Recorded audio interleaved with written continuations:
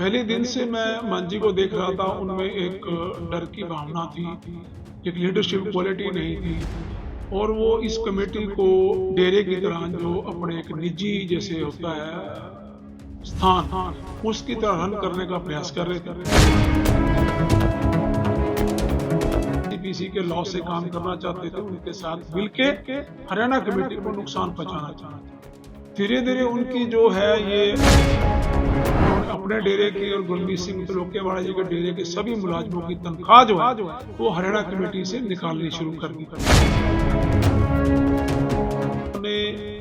श्री अकाल तख्त साहब की मर्यादा के उलट जाकर धारणा के जत्थे भी जो है भर्ती करनी शुरू कर दी। ख्याली बेअदबी के भी बहुत सारे दाग लगाने का प्रयास किया। सबने सलाह की और हमने भी जो है श्री अकाल तख्त साहब को एक पत्र डाला और जो उनकी कारगुजारी है उसके बारे में बताया, उनका डॉप टेस्ट लेने के बारे में बताया, करेक्टर टेस्ट के लिए, ब्रह्मचारी टेस्ट के लिए निवेदन किया। इसके अलावा जो दिन रात झूठ बोलते हैं उसका भी लाई डिटेक्टर टेस्ट का कहा। अकाल तख्त साहब से हमें चिट्ठी आई तो क्योंकि श्री अकाल तख्त साहब हमारे लिए सर्वमान्य है और उनके आदेश संदेश हमारे लिए सब हुक्म है, तो हमने सोचा क्यों ना कमेटी से रिजाइन कर दिया जाए, ताकि जो 5 मेंबरी कमेटी इसकी इंक्वायरी करनी आएगी तो हमें पोस्ट पर बैठे हुए उसमें जो है ईमानदारी से निर्भय निर्वैर इंक्वायरी ना हो, कोई दिक्कत ना आए। इसलिए मॉरली हमने अपने जो है इकलाक जिसको कहते हैं हमने वो रिजाइन कर दिया है। हरियाणा सिख गुरुद्वारा मैनेजमेंट कमेटी जो 1 दिसंबर को होंद में आई और जिसका विधिवत से इलेक्शन होके 21 दिसंबर से मांझी को प्रधान और आपके भाई को जनरल सेक्रेटरी बनाया गया। पहले दिन से मैं मांझी को देख रहा था, उनमें एक डर की भावना थी, एक लीडरशिप क्वालिटी नहीं थी। और वो इस कमेटी को डेरे की तरह, जो अपने एक निजी जैसे होता है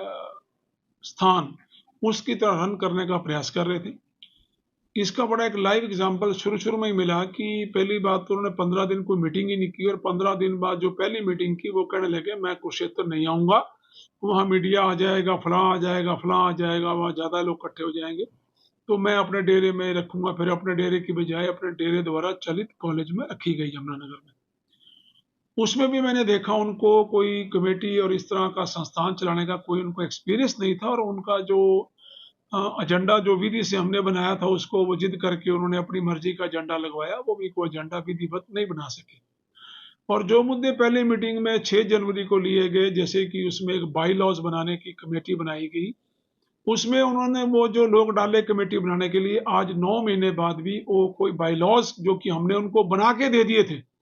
उनको भी एजेंडे में रख के लागू नहीं करवा सके, जिससे ये प्रतीत होता है कि शायद उन्होंने ये कार्य जान के किया है, ताकि उनको था भी अगर नए लॉज जो हरियाणा बनाना चाहता है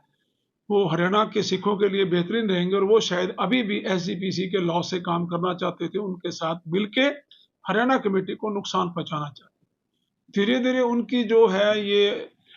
जो गलत नीतियां वो आगे बढ़ती गई और उन्होंने अपने डेरे की और गुरमीत सिंह लोकेवाड़ा जी के डेरे के सभी मुलाजमों की तनख्वाह जो है वो हरियाणा कमेटी से निकालनी शुरू कर दी। अपने जो डेरों पर काम करने वाले सेवादार थे उनको हरियाणा कमेटी का मुलाजिम दिखा के 4-4 गुना तनख्वाह जो है कमेटी से लेनी शुरू कर दी। यहीं भी वो नहीं रुके, इसके अलावा उन्होंने श्री अकाल तख्त साहब की मर्यादा के उलट जाकर धारणा के जत्थे भी जो है भर्ती करने शुरू कर दिए। उसका एतराज करने पे भी आगे से वो बुरा भला कहते थे और मीटिंग में जो मोहनजीत सिंह जी हैं वो उनकी जिम्मेवारी होती थी कि मीटिंग को खड़ा जाए, ताकि जो हमारी तरफ मेंबर है वो उठ के वॉकआउट कर दें और वो मनमानी करें। इस बार 14 अगस्त की मीटिंग में उन्होंने सिख रिसर्च सेंटर के नाम से और हरियाणा कमेटी का एक दफ्तर अपने डेरे जोड़िया में बनाने के लिए उन्होंने मता नंबर 51 और 52, ये 2 मते अगर पास हो जाते तो लगभग 6 करोड़ रुपया जो है महंत जी अपने डेरे पे ले जाने में कामयाब हो जाते, जिसको हमने उनकी जो ये इस किस्म की सोचें थी उनको नेस्ता नबूद किया, उनसे रोका टोकी की, जिसके एवज में माहौल बिगाड़ने के लिए जो मोहनजीत सिंह जी उन्होंने अब्बा तब्बा और बेतमीजी से बोलना और गलत शब्दों का प्रयोग शुरू कर दिया। वो जो आपने बहस देखी वो उसी बहस की का नतीजा थी। और सैकड़ों साल की जो शिरोमणि कमेटी की प्रथा है एक, जिसमें कि एग्जीक्यूटिव मीटिंग में कभी भी जीवन में कैमरा नहीं लगाया जाता, उसमें उन्होंने कैमरे का प्रयोग किया और कैमरे का विशेषतर प्रयोग करने के पश्चात उसकी एडिटेड व्यूज निकाल के कोई भी अपने घर में बहन भाई बच्चों की बहस को पब्लिक के आगे जनतक नहीं करता। उन्होंने उसमें से सिलेक्टेड जो थी पोर्शंस को एडिट करके जो है अपनी कमेटी की जो है भंडी जो है बार करी, उससे कमेटी की बहुत पूरी दुनिया में बेइज्जती हुई। इसके अलावा अपने जो प्रधान वाले और मीटिंग वाले के बीच में एक दरवाजा था, उस दरवाजे से मीटिंग के दौरान जहाँ मेन डोर पर पुलिस खड़ी थी और अंबाला से भी पुलिस उन्होंने बुलवाई हुई थी, उसके अलावा उन्होंने सीआईए स्टाफ भी बुलवाया हुआ था। इसके अलावा उन्होंने अपने कुछ गुंडे भी जो अपने कमरे में बुलाकर बिठाए हुए थे, उनको भी मीटिंग में जब ये बहस शुरू हुई उस पर उनको भी अपना दरवाजा खोल के पुलिस के दूसरे दरवाजे से उनको अंदर ले लिया और माहौल बहुत ज्यादा जो है विस्फोटक हो गया। इस सारी स्थिति को देखते हुए जो मामला है, और इससे पहले भी इन्होंने ख्याली बेअदबी के भी बहुत सारे दाग लगाने का प्रयास किया। इससे पहले मई में भी उन्होंने कोशिश की कि हम जनरल सकत्तर को किसी तरह एक तरफ कर दें। ये सब उनकी जो है प्लानिंग वो विफल हो रही थी। उन्होंने इस बार जो है हाथापाई की प्लानिंग बनाई और वो हालांकि हाथापाई नहीं हुई और वो हमें मीटिंग से वॉकआउट करने के लिए भी मजबूर नहीं कर सके, लेकिन मामला तूल पकड़ गया और मामला खराब हो गया। इसके बाद उन्होंने अपने डेरे पे मीडिया को कॉल करके ये धमकी दी कि हमने श्री अकाल तख्त साहब को शिकायत दी है और हम जो है इस बार अकाल तख्त साहब से इनको निकलवा देंगे। तुरंत हमारे अपने भी हमने सबने सलाह की और हमने भी जो है श्री अकाल तख्त साहब को एक पत्र डाला और जो उनकी कारगुजारी है उसके बारे में बताया, उनका डॉप टेस्ट लेने के बारे में बताया, उनके करेक्टर टेस्ट के लिए ब्रह्मचार्य टेस्ट के लिए निवेदन किया। इसके अलावा जो वो दिन रात झूठ बोलते हैं उसका भी लाई डिटेक्टर टेस्ट का कहा, प्लस जो उन्होंने ख्याली बेअदबी का एक दाग लगाया था उसको भी हमने कमेटी के लिए एक बनाकर उसकी भी जो है छानबीन करने के लिए एक एप्लीकेशन हमने भी दी। उसके निमित्त जब श्री अकाल तख्त से एक चिट्ठी आ गई कि हम लोग एक प्रबंध की मीटिंग नहीं कर सकते, तो हमें लगा कि जो प्रबंध की मीटिंग एक जनरल हाउस की 29 अगस्त को बुलाई गई थी उसको निरस्त करने के लिए ये जो है एक उन्होंने झूठी कंप्लेंट डाल के उसको बताया कि इसमें माहौल खराब हो जाएगा, ये मीटिंग ना होने दी जाए, तो कमेटी के खिलाफ वो चले, अपने मेंबरों के खिलाफ चले वो। तो इस सबको देखते हुए हमने जो अकाल तख्त साहब से हमें चिट्ठी आई, तो क्योंकि श्री अकाल तख्त साहब हमारे लिए सर्वमान्य है और उनके आदेश संदेश हमारे लिए सब हुक्म है, तो हमने सोचा क्यों ना कमेटी से रिजाइन कर दिया जाए, ताकि जो 5 मेंबरी कमेटी इसकी इंक्वायरी करनी आएगी तो हमें पोस्ट पर बैठे हुए